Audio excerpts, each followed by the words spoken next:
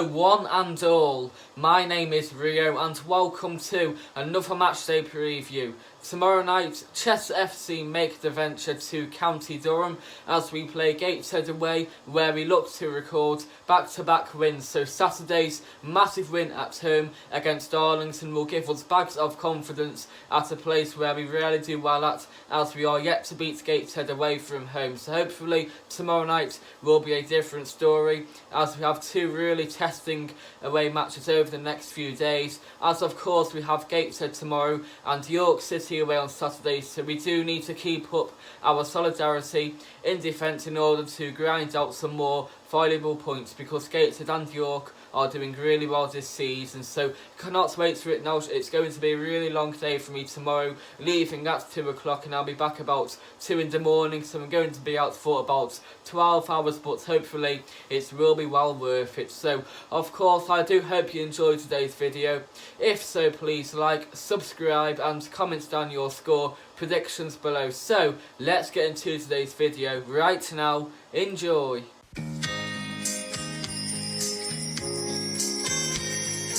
Given our poor record in the North East and at the Gateshead International Stadium as a whole, we are going to be up against it tomorrow. However, with the strong squads we have at the moment, I can't see why we can't beat Gateshead away for the very first time in our history, because as a whole against Gateshead we have a dreadful record. We have played 11, won just 2, lost 8 and only drew 1, so we have a dreadful record against Gateshead, but that does have to change tomorrow. So my only visit to Gateshead was 4 years ago on the opening day back in August 2016 it was, and it was a horrible 3-0 away defeat on a baking hot day back in August, so that was an awful away day. But hopefully tomorrow will be a lot more better, because surely it can't be much worse. So I do expect us to win tomorrow, and hopefully I will be right, because our defence has been so good so far this year.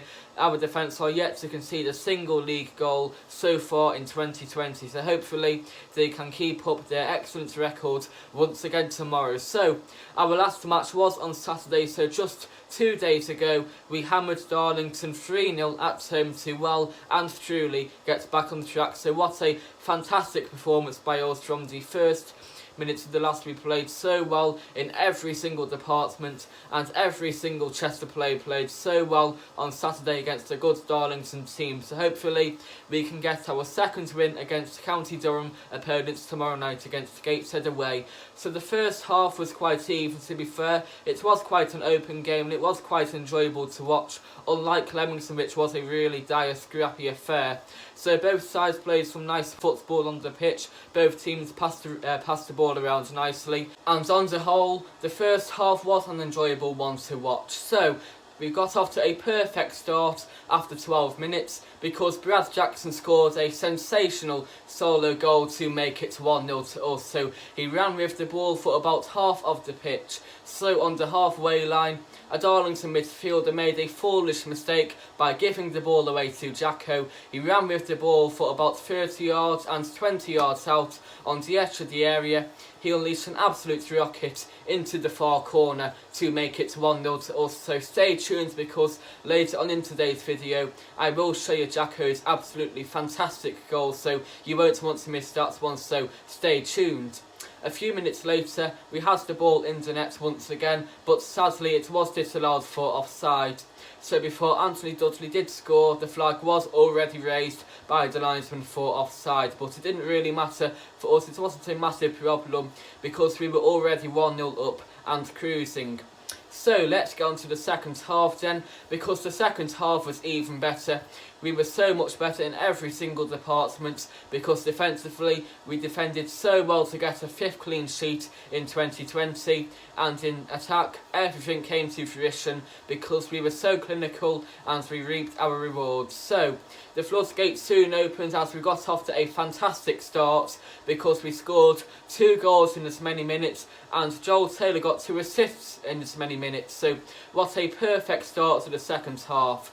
So on the 57th minute mark, Akwasi Asante made it 2-0 to us. So as I said, Joel Taylor got the assist. So the corner went in by Joel Taylor, and all Asante had to do was stab home to make it 2-0 to us. So a great start to the second half.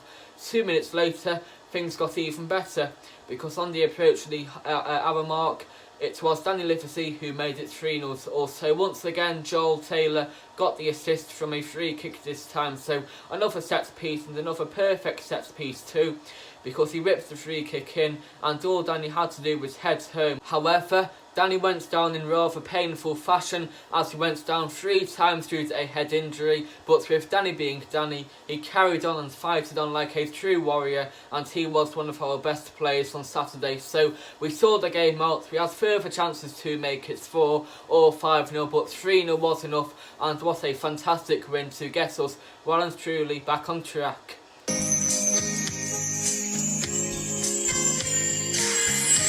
It will take about 4 hours to get to Gateshead from here, so it is going to be a hell of a long journey, but hopefully it will be well worth it. So I'm going to be out for 12 hours roughly, from 2 o'clock tomorrow afternoon until 2 o'clock on Wednesday morning, so it's going to be a really long day and night up in the northeast.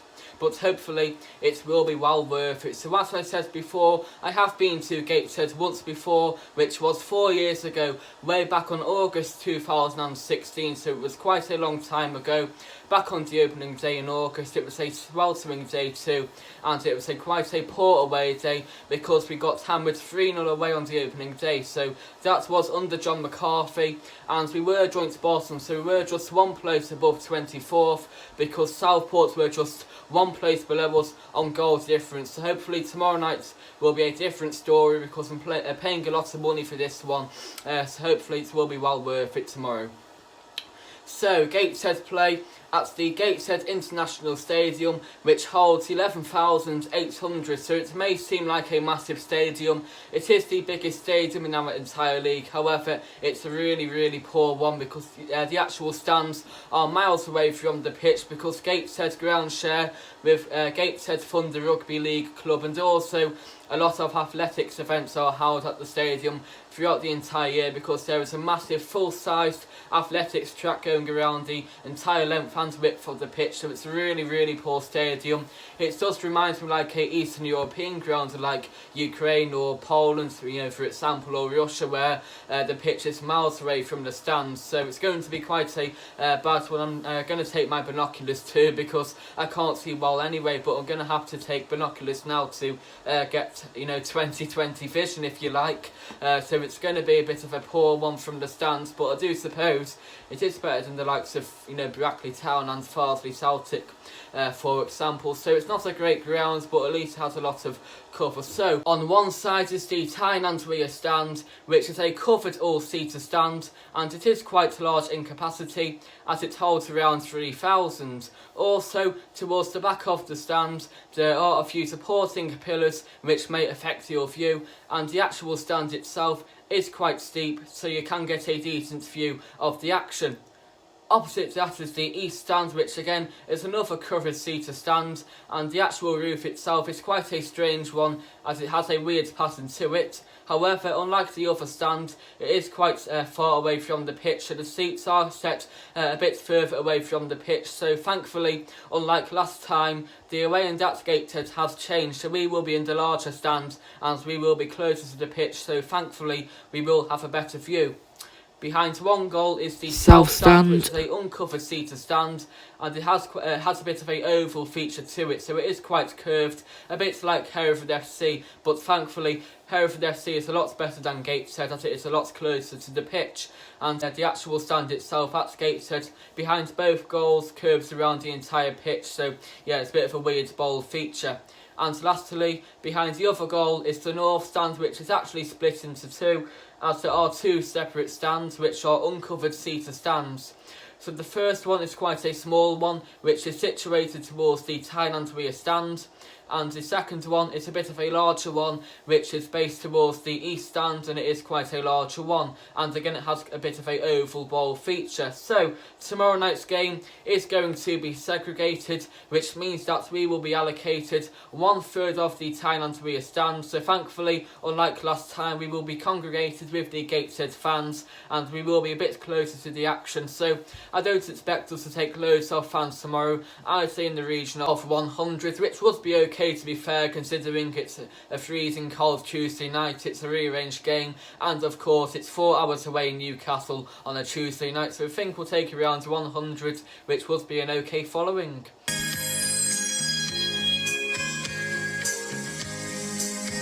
Gateshead have had a solid season so far, because as we speak they sit just outside the playoff places with a number of games in hand. Last season, the Heat finished in the top 10 in the National League, which is the league above us. However, they actually got demoted due to breaching financial regulations. So there was a bit of a mass overhaul in the summer, as former Newcastle United player Mike Williamson was appointed as their new manager back in June, and he has done a shrewd job so far, because Gateshead are one of the best sides in the league, as they have one of the best home records. So Gateshead are a tough team to break down, especially with the likes of JJ O'Donnell and Jordan Preston amongst their ranks. And on Friday, just to make things even tougher for us tomorrow, Gateshead signed Rory Keating from Torquay United. So Rory was at Torquay for a number of years. He was one of their best players, so he'll be making his debut tomorrow, because sadly Gateshead's away match at Alfreton Town on Saturday was postponed due to the tragic passing of Jordan Sinnott, which was absolutely heartbreaking news. So Gateshead have had a bit of a longer time to prepare for tomorrow's game, but my condolences do go to Jordan's family. But hopefully tomorrow night we can hopefully get our first ever win at the Gateshead International Stadium.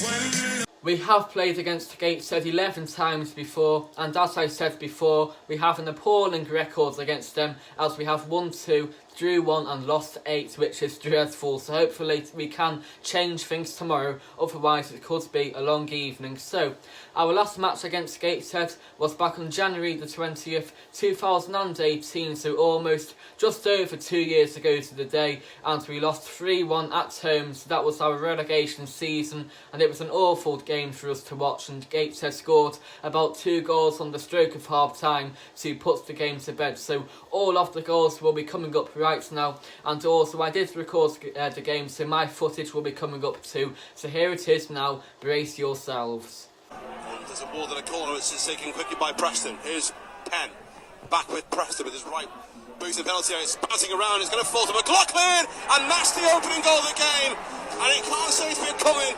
Paddy McLaughlin on the stroke of half time. He's getting from 2 players, he's got to the penalty area, where's the York? In the penalty area, pulls it back to Preston, and it's turned in by Jordan Burrow, and Gateshead have 2 goals in the space of 2 minutes, and Chester are falling apart here at this Andre. 2 goals in next to no time from Gateshead. The top for Jordan Preston, and Craig Miles back it back, but he slips, and Jordan Preston has scored a wonderful goal, and that is surely game over now. Gets to the byline and pulls it into the Harry White! Yes! There's one! Harry White makes it 3-3 in new games for him.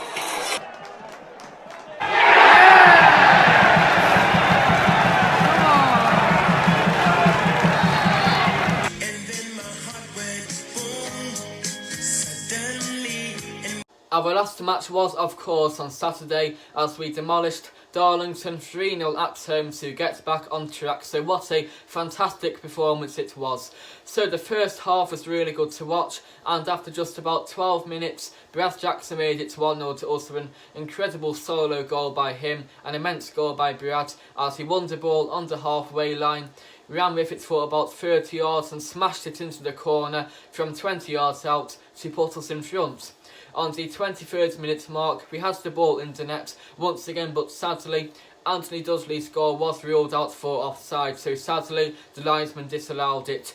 So the second half was even better, as we were so good both in defence and up front, as everything came to fruition. So up front, the floodgates opened towards the hour mark, as we scored 2 goals in 2 minutes. So first of all, Akwasi Asante made it 2-0 to us. So the corner ball went in by Joel Taylor, and all Asante had to do was tap home in front of a forest of Darlington defenders, and 2 minutes later things got even better for us, as it was Danny Livesey who made it 3-0 to us to put the cherry on the top. So the free kick by Taylor went in and Danny scored a header to make it 3-0. So game over at that stage, and we had further chances to win the game and to put the tie to bed, but we got the job done in the end. So hopefully tomorrow's game will be just as good and we can score even more goals. So of course all 3 of the goals will be coming up right now, in particular Brad Jackson's superb goal. So here they are right now, sit back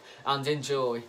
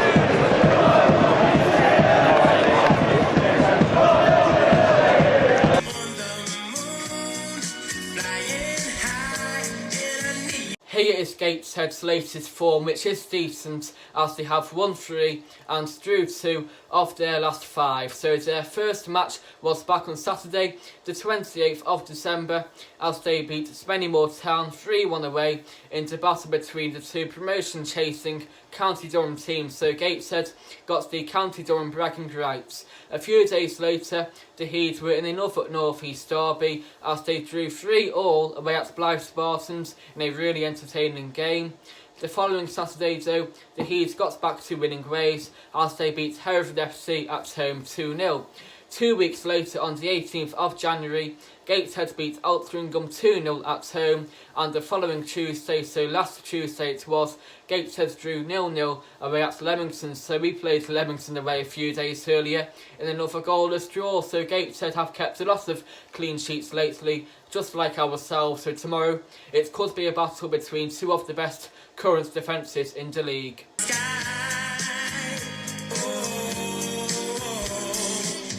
And here is our latest form, which is excellent, as we have kept 4 clean sheets in 5, believe it or not. So, our first match was back on January the 4th on a Saturday, as we beat Guiseley 1-0 away. The following Tuesday, in the Cheshire Senior Cup second round, we beat Stockport Town 1-0 at home to progress to the quarter-finals. However, the following Saturday, we fell back down to earth as we got hammered 3-0 away at Royston Town in the Bills-based FA Trophy second round. The following Saturday, we stopped the rot a little bit with a 0-0 draw away at Leamington. However, things got 100% better a few days ago on Saturday, as we demolished Darlington at home 3-0. So hopefully, more of the same tomorrow, and hopefully we can get our 3rd consecutive clean sheet.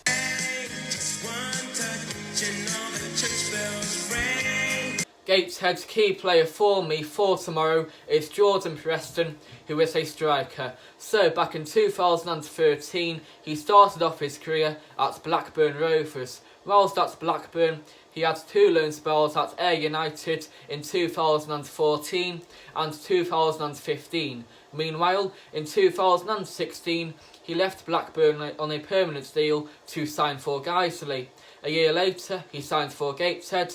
In 2018, he signed for FC Halifax Town, and finally, a few months ago, back in 2019, Jordan re-signed for Gateshead for his second spell there, so he is a good player for Gateshead.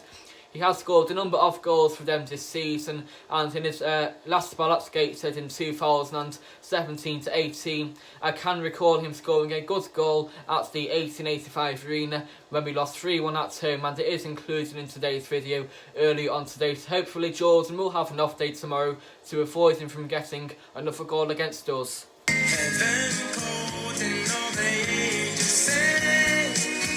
My score prediction for tomorrow's game is Gateshead 2, Chester FC 3. So for Gateshead, I think Jordan Preston and JJ O'Donnell will score for them. And for the Blues, I think Anthony Dudley, John Johnston and Danny Livesey will score for us. So for some reason, I think it will be a goal fest tomorrow, because a lot of our last matches against Gateshead have included a lot of goals. So, such as our last ever match at Gateshead away was on a Tuesday night back in 2017, and it was a 3-2 away defeat. So I think tomorrow's game will be the complete opposite. So hopefully I will be right, and hopefully the 4-hour journey will be well worth it with a lot of goals.